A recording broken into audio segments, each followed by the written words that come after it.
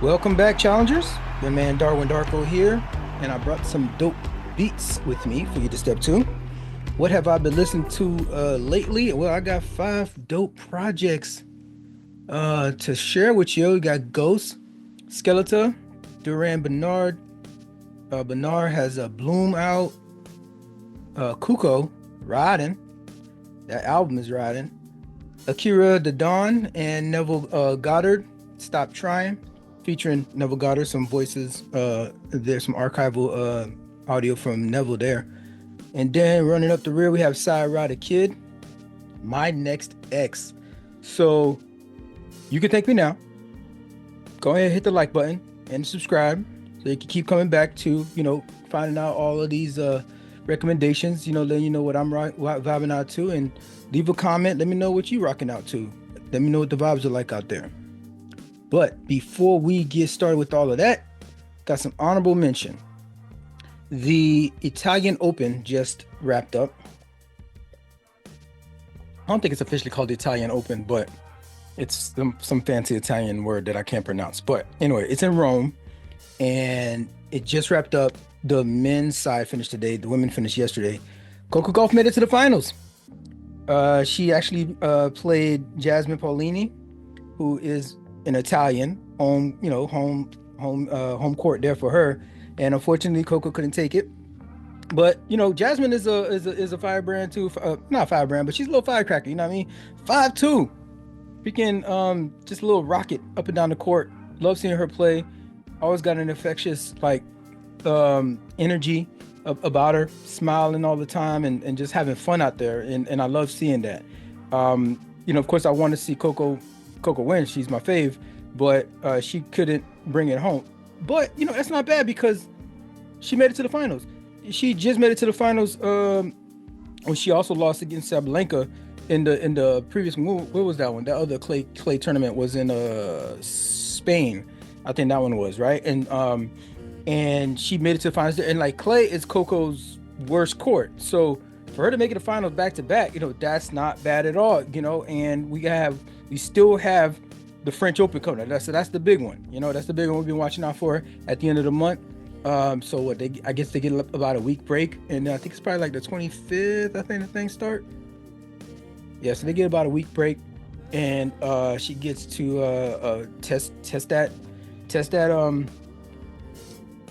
streak out. You know what I mean? Third time's a charm, maybe, and maybe win the man. That'd be huge if she wins the French Open over Roland Garros. But on the men's side, we have Yannick Sinner and Alcaraz who play. So that's a dope finals for the men's side there. And against Sinner, he's Italian, so home court advantage. But guess what? Alcaraz wasn't having that.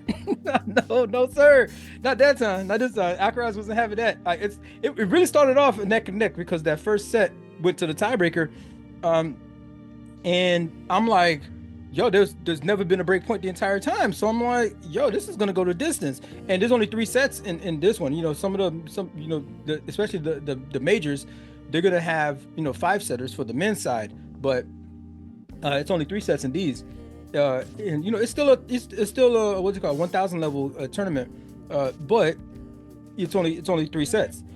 And they went to the tiebreaker for the first one. Second one, Alcaraz wasn't having that. Washed him. I think it was did he beat him 6-1 or 6-4? Maybe 6. It might have beat him 6-4. But either way, straight sets.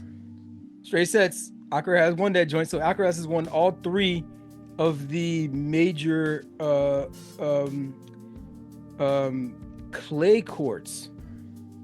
Like, he's got all 3, so that's rare for him to do that. But he's one of the best right now. Probably if not the best on clay that's on the tour right now. So shout out to Alcaraz. Love seeing him play. He played a little bit different, actually. He didn't really play his usual crazy shots, chasing down every ball that's impossible for everybody else, and then trying to make something out of nothing. Really having you on your back foot on defense. He really played a lot. He played very a lot more structured than I'm seeing him, like a little bit more mature over a game. I mean, and I like that he's evolving his game he has a lingering knee injury, so maybe that kind of like calmed him down a little bit, so he could like stay to the fundamentals. So it's not as exciting of a match that you would usually see from Alcaraz, but the fundamentals got him through this one and he won it. But I want, I don't know. I'm of two minds with it. If I like this, like I do want to see him win. I do love seeing him play, and I'm not a huge fan of Sinner. That dude was caught cheating. He was suspended. He came off a suspension. He's caught cheating off some like the clear. He had the clear. His so-called his trainer rubbed the clear on. You know what I mean? So like that's the only reason why I got the substance flag, because of that. Like okay, my guy. So it's not that I don't like Sinner, but that was kind of shady, because Sinner's been dominating, right? It's been Sinner, Djokovic, and Alcaraz, but mostly Sinner and freaking Djokovic. And so, hey, Sinner had to take that L at the home court, and he got washed 2 straight sets. So that was dope. Let me move on. This is not even a sports show, but shout out to that. Let's look out for the French Open, and I'll update you that when that comes around. On another big deal, the 2025 Tiny Desk contest, they announced the winner.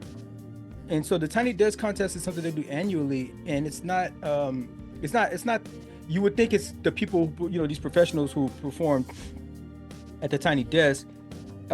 Maybe one day they'll have that kind of contest, the people that perform, almost like make it like a viewer choice awards or something like that. But no, the Tiny Desk contest that they have annually is for like up and coming artists that like are not signed. I think they're all independent, and the recent winner is Ruby Ibarra. Ruby Ibarra is she's hailing from the Bay Area by way of Philippines. She's a rapper, singer, and spoken word artist whose entry Bakunawa stunned the contest judges with its passionate delivery, genre-defining sound, and multi-generational band. Multi-generational band is a very important right there, because she has grandma on lead guitar. I'm watching this video. Go on YouTube, check it out. The Tiny Desk contest. Actually, you just go to Tiny Desk on their website on the Tiny Desk contest, and they have the video there. But it's on YouTube.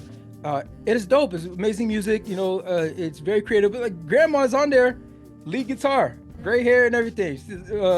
Mommy like gotta be like 70 something years old. So that's dope. And she's like now a budding career. So when you win the Tiny Desk thing, I don't know if they say it here. No, it's something like they take you on. Okay, so this is what happens. Soon, Ibarra and her band will travel to Washington D.C. to perform a Tiny Desk concert at NPR's headquarters. So they're gonna get their own Tiny Desk, right? Then they'll be performing in 10 cities around the country. They're gonna take them on a little tour during the summer, alongside Tiny Desk alums and new local artists. You can learn more. Man, that's freaking dope. That's dope. So like, they got some other Tiny Desk winners, right? For the contest, other like that were new back then that won the contest like her, and then they go to your city, and then in that city they also bring in local artists from that city. That's freaking dope. So I'm looking forward to seeing that Tiny Desk performance. Congratulations to Ruby Ibarra. Go check out the song. It's one song they submit. You know what I mean, with the video component they submit it, and the judges judge all the submissions. And this was a great performance. I loved it, and hopefully it's got like 1 billion views right now, and they're gonna be doing numbers. All right, next up in honorable mention, still an honorable mention, and get to the albums yet. Okay, gotta make this quick as far as I can. Slick Rick, he's got an album coming out. This is his first album since 1999. The album is called Victory. It hasn't dropped yet, so I'm hoping it's a good. It's gotta be dope. It's gotta be dope. There's way too much. Idris Elba is like co-producing this thing. What is he doing? Yeah, he's executive producer on this project. It's a company with a 30-minute film, and they're gonna feature that joint at South by Southwest, I think, and also like some other film festival. Album is gonna have Nas is gonna be on the project, Giggs and Estelle is gonna be on that project. So there's a trailer. Actually, you know what? I'll just put the trailer right here. Motion pictures. You have to be able to make people visualize through your mouth, through your poetry. That's gonna let the mind fly. Sure. Shout out Slick Rick. I'm pretty sure it's gonna be a good album. It's gotta be. And I don't review albums that I don't like. You only come here for the stuff that I like, that I fucks with. So if it's dope, you know I'm gonna cover it here. It's gonna be something I'm gonna have on repeat probably. Damn, I'm looking forward to Slick Rick, man. He's one of the greatest spitters in history, storytellers. Just his flows, cadence, presence is just like charming, and he's one of these guys that's like born with a mic in his hand. So I'm looking forward to that project. I know he's not going to disappoint. He's a legend for sure. All right. Finally, on the honorable mention, I just can't wait to get to this. This could be probably a whole episode on itself. This isn't a reaction channel, but yo, have y'all been watching the Joey Badass versus everybody battle? Have y'all been keeping up with this joint? Oh, this thing is getting so dope. This is getting so dope. So recently, Joey, Absol, and Big Sean dropped a cypher over at Freestyle on Red Bull put it together, right, on YouTube. Fire. The beat was fire. Everybody verse was like better and better, right? All three of them joints, right? I thought originally I ain't gonna hold you. I thought Big Sean's verse was the best, even though Abs was dope, and Joey's was dope too. I mean, I can't even decide really, but Joey got some bars. Joey dropped some bars for folks, right? You know, Joey, since he dropped the rulers back, too much West Coast dick licking. That's what Joey said, right? Shots fired. Of course, Ab's right there. Absol's right there, and he's like, you put me in a sticky predicament, right?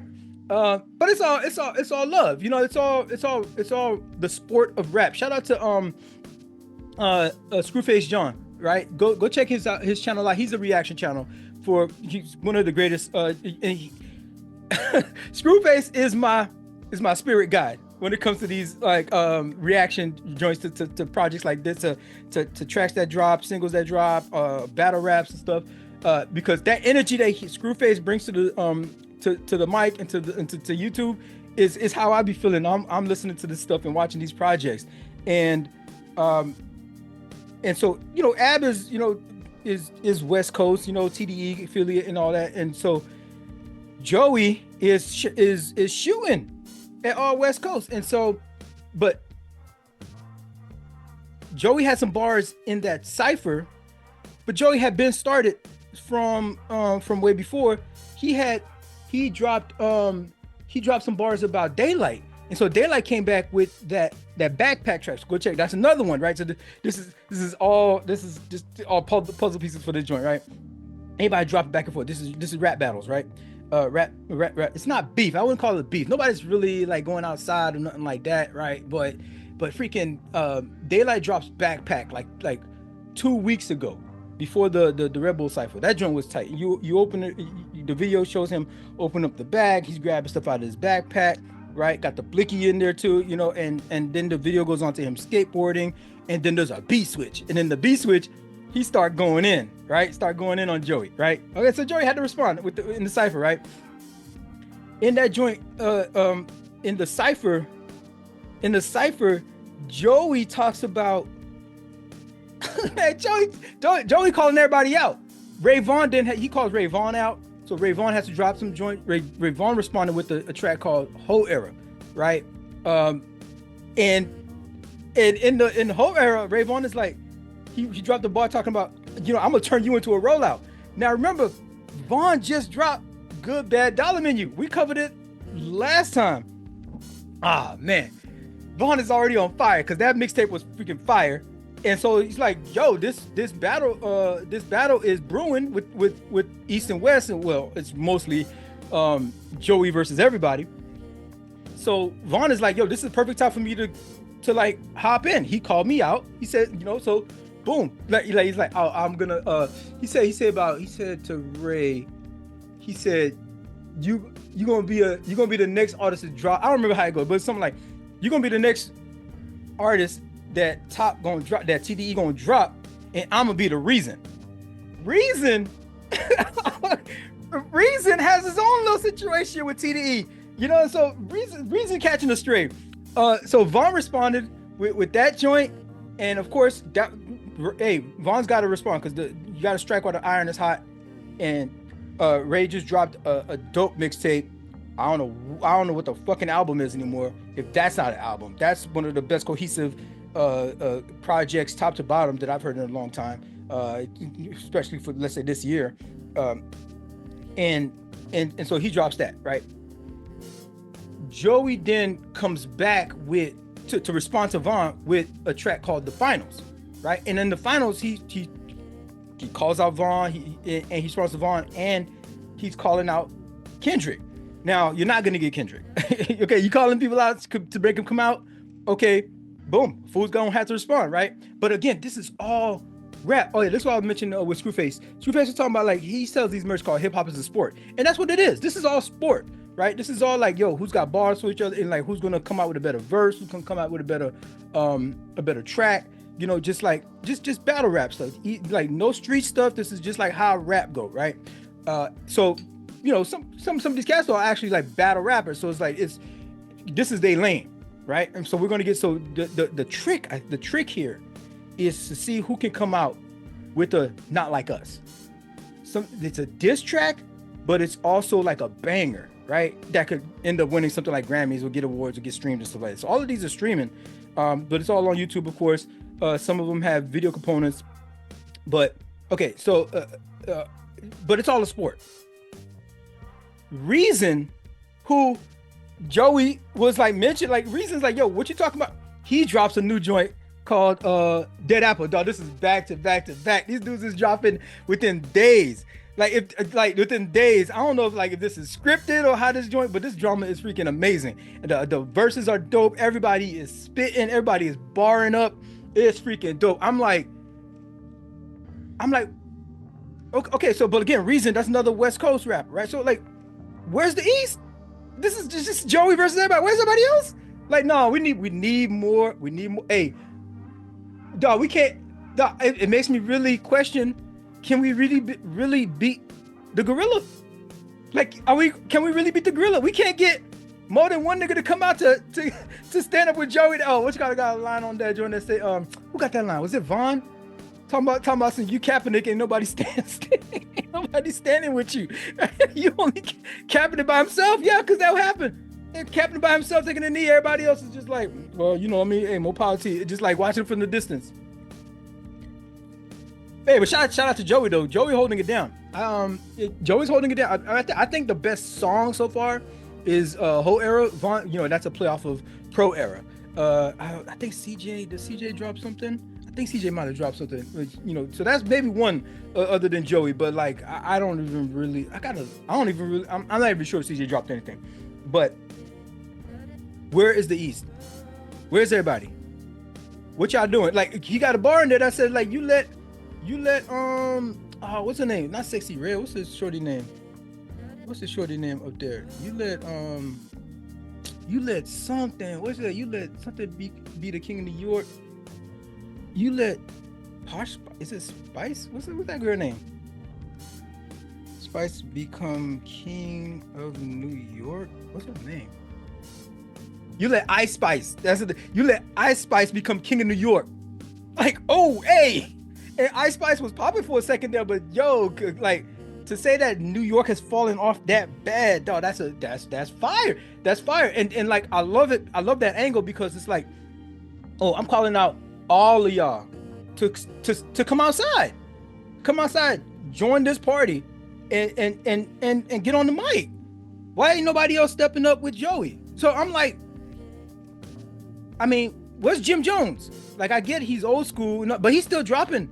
He drops a project every year at least, if not twice. Jim Jones still active. What's up? Get on the mic. He calling out the East Coast. What's up? If anything, what about Griselda? I get it. Griselda's a little different. They Buffalo and whatnot. But like, man, that's still the East. That's New York. You know what I mean? They rep New York. They be, you know, in they bars. So what's up? Where y'all at? Griselda, bro, could you imagine? Stove God. My homie, I can't really see him getting in the mud like this. I can't really see my homie getting in the mud like this though. But Stove God, Benny Benny spit some bars. That shit'll be freaking dope. Even West Side Gun, but West Side Gun too rich for this shit. Right? We too rich for this. Can't nobody. A lot of the bars is talking about people, people money is. You know how rap is. Talking about like, it's all dick measuring, people money, and so like, what West Side Gun is way too rich for all this, right? So he can't even like, man, we can't. What we gonna say about him? You know what I mean? And then he drops a project, and his project's a fire, right? As well, and he does it on the side. So okay, West Side, stay out. I need Gun to stay out of this. But like, yo, I need Griselda, some of these other Griselda cats to step in. Maybe even Boldy. Come outside, Boldy. Boldy, you got projects, you know what I mean? You coming in, you active, let's go. But even with all that said,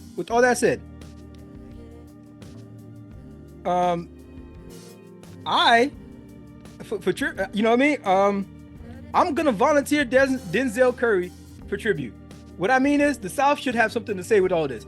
The South is sitting back, watching all this stuff going on. Y'all ain't got the West is popping, been popping, they up. Joey Badass trying to wake wake up the mics on the East. The South should have something to say.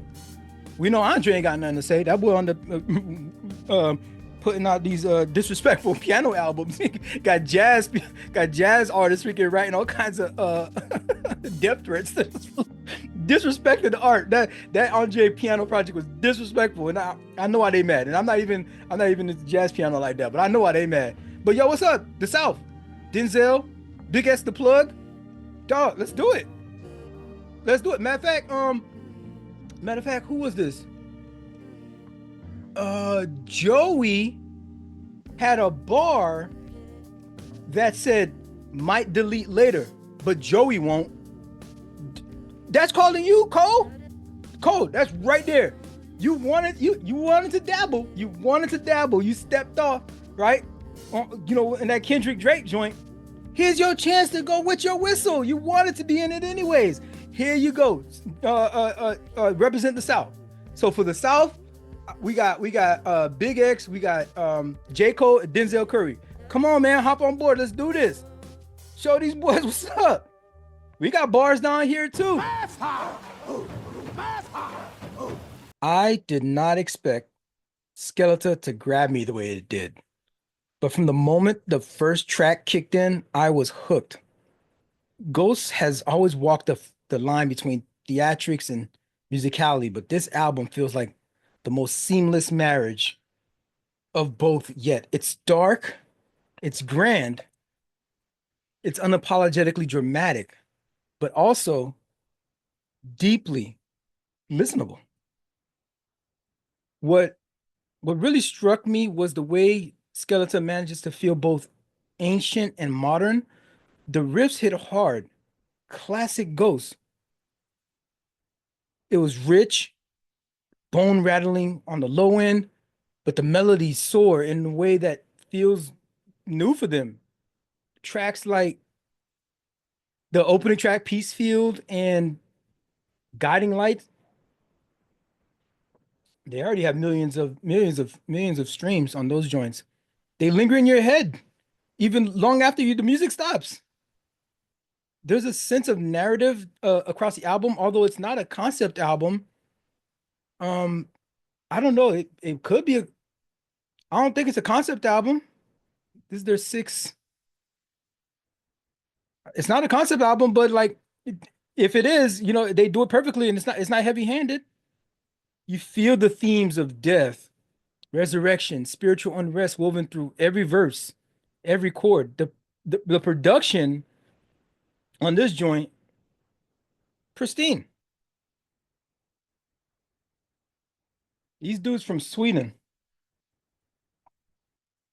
The album is rich with orchestral textures, layered choirs.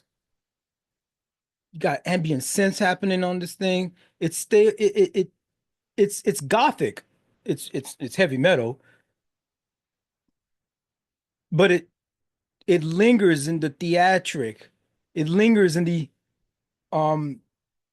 visuals that it's creating, in the lyrics, in the atmosphere, but it doesn't lose its rock instrumentation. Like, it's still like, okay, this is like, if you just want to appreciate rock for what it is, and not really focusing on the thematic, ghostly, dark angel kind of vibe that they got going through lyrics. But again, that's probably why it's probably a concept album. The mix is polished though. But it's still punchy. The guitars are crisp, the drums hit hard. It doesn't drown out the vocals on the low end, and it's warm and still thunderous. Ghost leans heavily into haunting multi-part vocal harmonies throughout the album. They are bringing an operatic, uh, anthematic feel on many of these tracks. I love the subtle elements too, the interludes, the eerie intros and transitional elements, talking about like creaking doors or whispers or or tolling bells.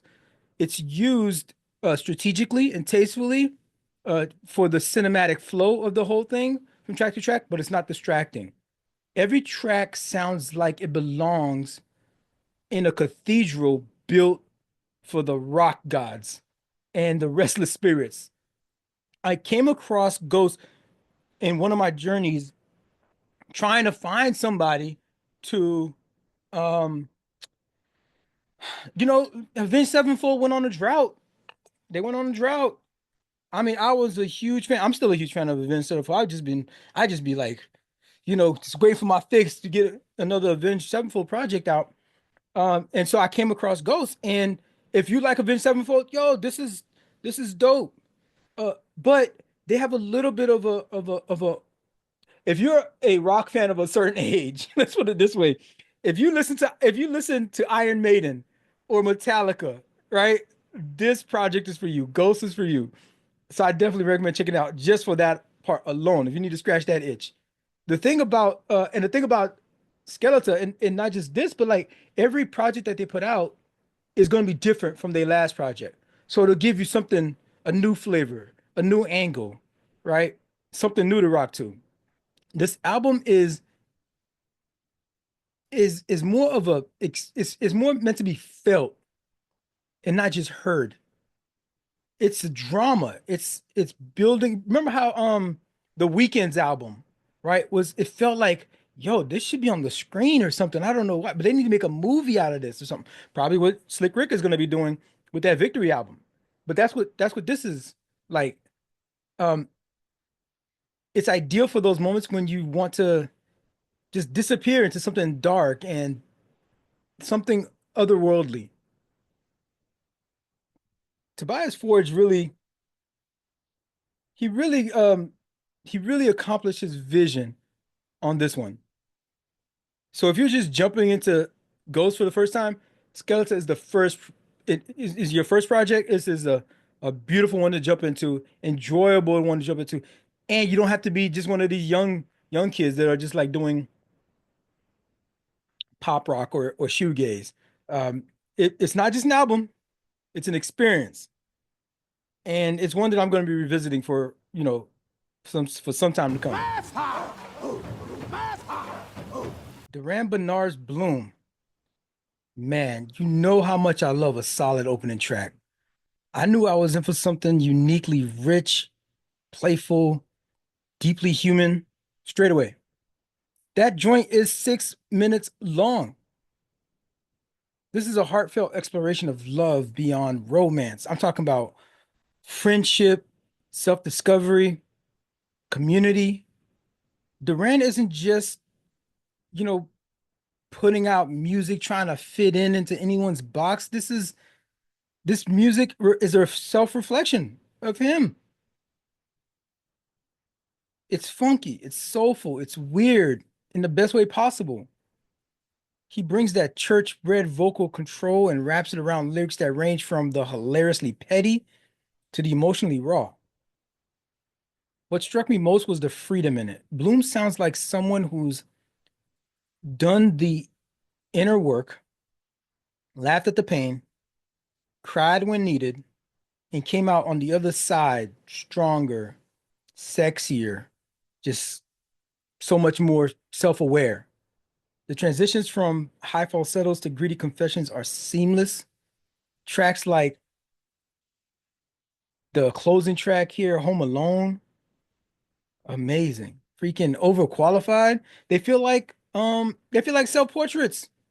They're messy, vulnerable, but still confident and unbothered. And the production, you're getting a blend of you're getting a blend of neo soul, funk, R&B, jazz, and a slew of instrumental sounds, creating this genre fluid backdrop reflecting Durand's eclectic artistry and in his musical roots. Sprinkle a little bit of Prince and Erykah Badu's unapologetic energy. I think you got yourself a recipe for a classic. His vocal production on this joint is freaking amazing. Talking about stacked harmonies, these unexpected ad libs and vocal filters, just used so creatively, turning his voice into not just the lead instrument, but also part of the tapestry. There's these moments from minimalist to maximalist. Some tracks are stripped all the way down to just the keys and the vocals are isolated, while others explode into this layer of theatrical composition. Emotional highs and lows just keeps you on your toes the entire time throughout the entire album. Not to mention the dynamic arrangements that happen even within particular tracks. You have some songs that shift tempo, moods, and styles mid-track. That joint had me engaged from start to finish. I mean, if you're a fan of like Frank Ocean, something emotionally potent, with textured production, this is for you. Or Anderson .Paak. If you like Anderson .Paak, raspy, soulful vocals. Um, Jordan Ward is another probably another person of this ilk. You can put it on the same playlist. I talked about Jordan Ward a couple that was in 2023 forward, and then he dropped Moreward Forward, I think it's called. A couple months later, Moreward Forward is I say just go straight to that one because it has like these it has some extendos on there and it has some extra tracks on there. Check that one out. That's a freaking amazing album when it came out. But that eclectic R&B, genre fusing stuff. That's what this is giving right here. This is this is what you're gonna do. This is what you want to do. For best results, when you get the house to yourself, light a little bit of incense. Make sure your calendar has no plans on it. Nothing that you ain't got nothing else to do. This is a solo vibe session. Straight up. You might be cleaning the house slow. You're not cleaning because you got some people coming over. No, you got time on your hands right now. You pass by the mirror every once in a while. You might do a little dance, sipping something, right? Maybe have a little dance party in the mirror by yourself. This album thrives in that space where you can let your walls down, space where you can laugh at your mess, you can flirt with your own reflection, maybe a chance to be honest with yourself, whether you're in deep introspection or you're just feeling yourself. This album meets you where you are with groove, humor, and healing. Ridin by Cuco. This one hit different. There's this laid back psychedelic haze layered over everything. But beneath the surface, you can hear real emotion, vulnerability, longing, even joy. It's intimate without being overbearing and trippy without losing its emotional clarity. Riding is a perfect title for this project. It's not just a reference to cruising or chilling. It feels like an emotional ride, a trip through young love, nostalgia, heartbreak, All filtered through Cuco's. I keep wanting to say Coco. Shout out to Coco. Shout out to Coco. Shout out to Coco right here, hanging out. Um, yeah, dude, you just it's all filtered through his bilingual lens. Beautiful stuff. What I love most about it is the way it blends genres so effortlessly. You can hear hints of bedroom pop, Chicano soul, R&B, and yes, some shoegaze, which all the kids are into these days. All of it scored in together like the soundtrack to a late night drive under neon lights. His vocals are soft and unassuming, but they carry weight, like he's trying to impress you. Or maybe he's just telling you a little story. It's dreamy, it's lo-fi. The album leans heavy into these reverb-soaked guitars, mellow synths, and these heavy textures that give it this nostalgic, floaty atmosphere. I don't quite know how they do it, but they have a way of making this vintage sounding the instruments. I don't the tracks incorporate this analog style production, giving the album almost like a homegrown DIY, do it in your garage type of vibe. Instead of overpowering beats, the drums are soft and understated. I guess they're using like drum machines or light kits to create this gentle hypnotic rhythm that complement the album's laid back tone. The vocals are often doubled or layered with effects that like they delay the pitch, um, and they blended English and Spanish lyrics in a way that feels natural but fluid, adding the dreamy cross-cultural sort of soundscape to everything. I don't know if you ever heard of Kali Uchis. That if you've heard of Kali Uchis, this vibe is for you. Steve Lacy, I know you heard that track, Dark Red from Steve Lacy. There's even like a Bruno Mars aspect to it where it's using these it's leaning into these vintage R&B sounds, but this joint is it have probably has a little bit more reverb and a little bit more bedroom pop texture to it. I think Cuco like downgrades the polish for a fuzzy to give it that garage DIY sort of sound.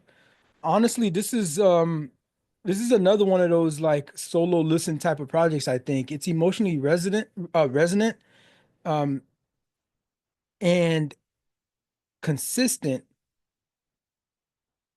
and it requires some intimate listening. I think Cuco was really in his bag on this one.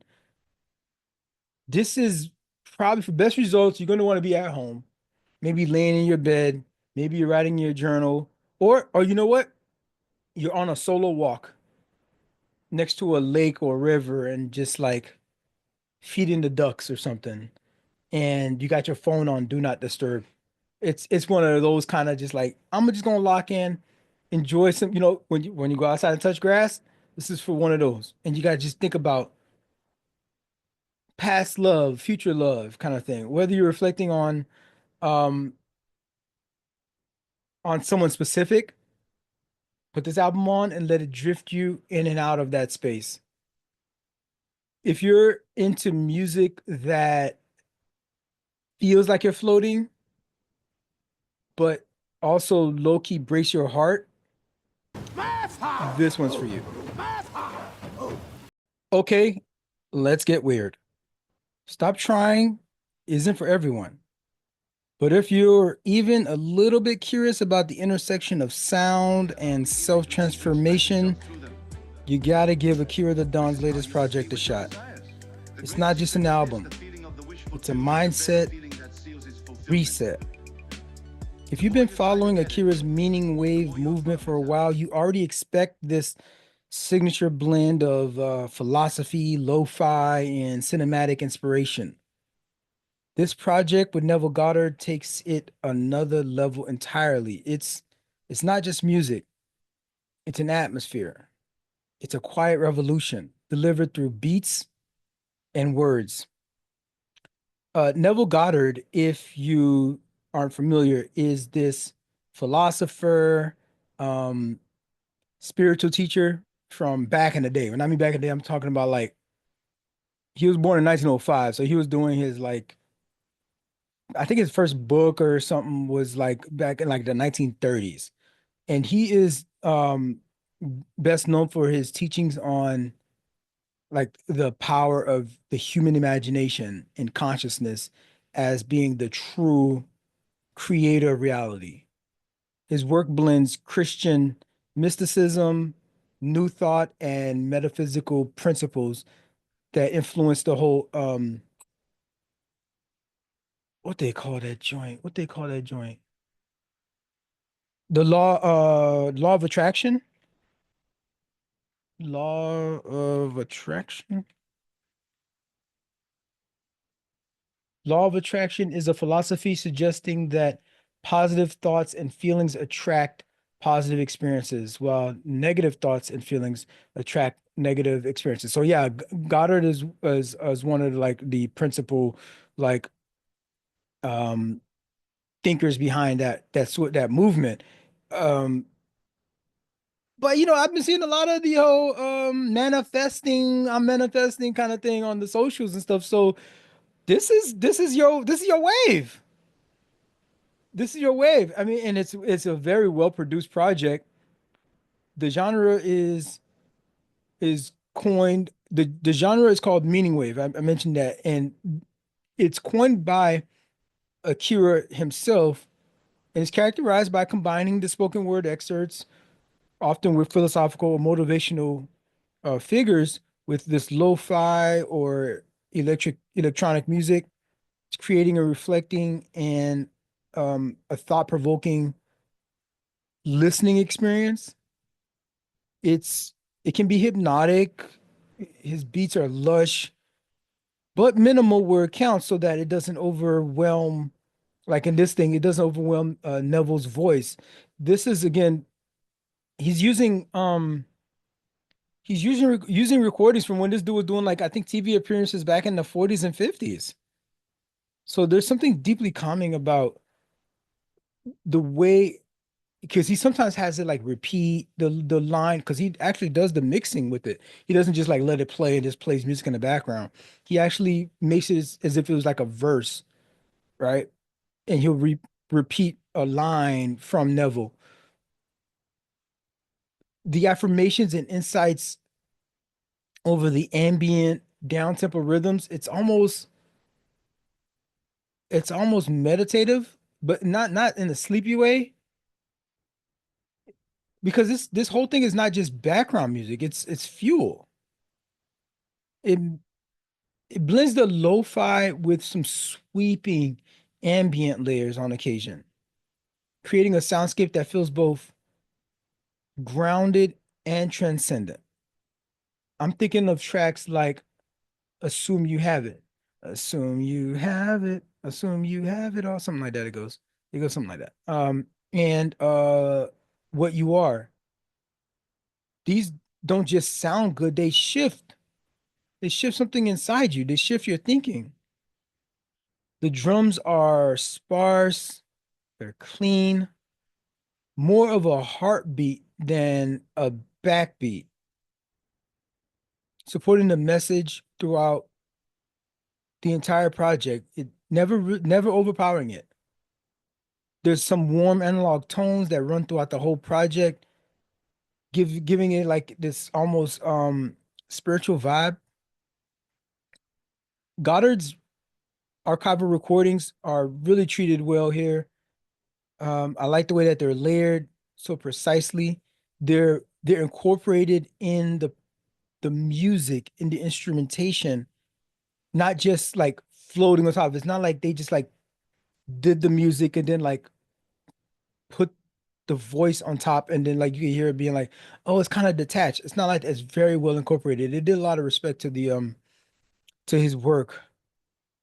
It's like he's speaking directly to you when you listen to this thing. And Akira's music just makes it all feel epic.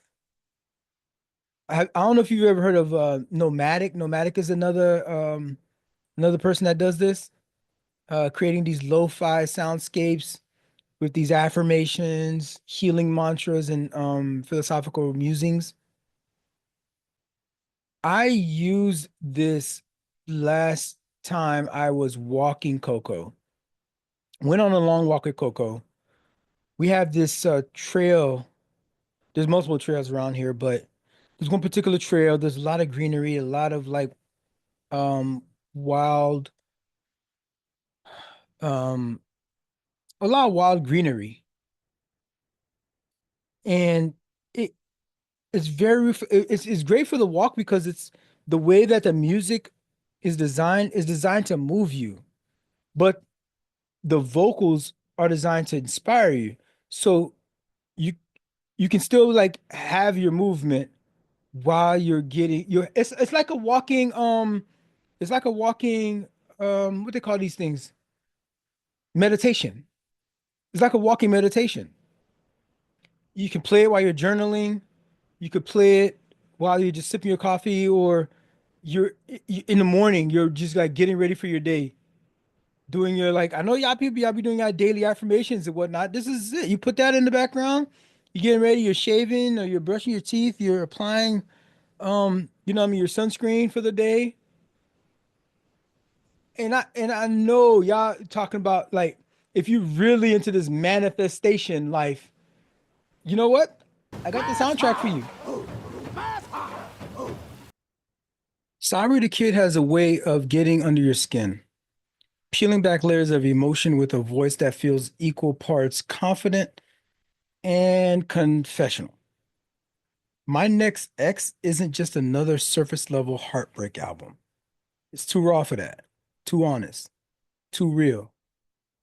Listening to this project felt like reading through someone's private journal, but instead of self-pity, Saori laces every line with clarity, growth, but just the right amount of venom. And if you listen to his podcast, then you know the boy's got some growing to do.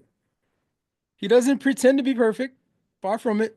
He owns his mistakes, his toxic pattern, and his deep desire to do better, even when he knows he might not, is apparent in listening to this project. That kind of self-awareness, though, it doesn't come easy. It makes this album stand out in a sea of one-dimensional breakup anthems. My favorite tracks, like Blame Game, which is the capstone for this project, it hits a nerve, I'll be honest. Then I listen to something like Welcome to Death Romance. That joint had me laughing at 1 second and then like we're playing an old argument the next. This album isn't just about romantic fallout. It's about self-reflection, ego, healing, on how maybe you hurt somebody when you didn't mean to, or they hurt you. And it's all a mess. And y'all just two humans trying to figure it out, right? It's all about knowing that love might still be down there somewhere, even though the relationship is not. Sorry, in his earlier projects, um, that joint is toxic. I'm talking like his early stuff, like toxic heartbreak and what was this? Let me see. I think it's toxic heartbreak. Yeah, that joint is 2020. You have After the Heartbreak, that was 2018. These often, they have these trap beats. And yeah, there's still some introspective lyrics in there, but This project, my next X leans more into some like soulful samples and minimalist arrangements. It allows for a more intimate listening experience. The production wise, it's fire. The beats switch between moody and melodic with soulful samples, clean drums, leave space for side to float or bite, depending on what like the mood is calling for. The transitions are seamless. The soundscape gives the storytelling room to breathe. It's part hip hop, it's part R&B, it's part therapy, all wrapped up in these tight hooks and smooth verses. It shifts in production style uh from a thematic focus on love loss to growth and self-reflection. It's a notable evolution for Ari's musical journey. He's very honest on this joint, but I'm wondering if he's playing a character. Because, like, you listen to again, you listen to the podcast. The podcast, by the way, is called Sorry, Not Sorry. And you listen to that joint, you're like, this is a guy who's, he needs some work.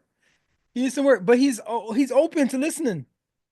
I love the way, by the way, some of these episodes, like he starts off with like he'll have like especially if it's an artist, they freestyle, right? For the opening of the show. Fire. Freaking fire. So I love that. I love that they incorporate the music into that. It is not just a podcast talking about just like life situations or whatever the latest social commentary is. Um, Despite switching styles and stuff throughout, like tempos and stuff like that throughout the album, the transitions between each track is still fluid. It maintains the consistent emotional arc, and it feels the album feels curated. It feels intentional. The mixing is dope. His cadence, the ad libs, and the emotional inflections are is preserved throughout, regardless of what the production, the music is doing. If you if you're a fan of Party Next Door, Sorry is putting together a project here that you might want to like tap into. It's moody, like Party Next Door. I know it's different from Party. Uh, it's it's got these vibey tracks. It's R&B, right? Bryson Tiller is another example, right? With like, this is the pioneer of trap soul. Yeah, this falls right along with in that genre there. Sorry is telling a story here that may be familiar to you, right? It's like a conversation that you've probably had with an ex, or you probably should have had with an ex, or even with yourself. Maybe you just got out of one of these situationships and you're sorting through your thoughts, thinking about love, trust, growth. What are the lessons that I've learned? The album's moody production carries you through that journey. The chill beats and vulnerable lyrics are perfect for those quiet, transitional moments when you're trying to figure yourself out, trying to figure your shit out. This is one of those projects it's not for turning up. It's more about turning turning inward.